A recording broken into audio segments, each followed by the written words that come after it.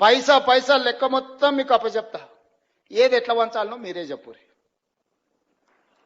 ఇక నా దగ్గర ఏం లేదు, అనా పైసా నా అన్ని జేబులలో తీసి మీ ముందర పెడతా, టేబుల్ మీద పెడతా. ఒక్క పైసా కూడా నా జేబులో పెట్టుకొని నా నెల జీతం కూడా మీకే ఇస్తా. ఎట్లా వంచుదామో చెప్పురి. సింపుల్ లెక్క చెప్తా నేను.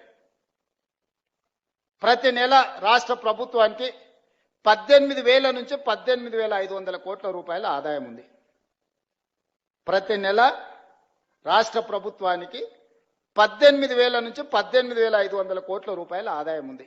ఓ నెల 200 ఎక్కువ 200 తక్కువ, ఇది ప్రతి నెల ఆదాయం. 6,500 కోట్ల రూపాయలు ప్రభుత్వ ఉద్యోగస్తుల జీతభత్యాలు, పెన్షన్లు, అవుట్ సోర్సింగ్, కాంట్రాక్ట్ ఏదన్నా అనుకోండి, మీకు ప్రతి నెల జీతభత్యాలు ఇవ్వడానికి 6,500 కోట్లు పోతున్నాయి. ఇంకొక 6,500 కోట్లు అయ్యగారు చేసిన అప్పులకు తప్పులకు ప్రతి నెల 16. దెబ్బతిన్న వాళ్ళని ఆదుకోవడానికి ఈ దేశంలో అనాథాశ్రమాలు ఉన్నాయి, నీడనివ్వటానికి ఎన్నో సేవా సదనాలు ఉన్నాయి. కానీ కన్నీళ్లు తుడిచేది మాత్రం కన్నవాళ్లే.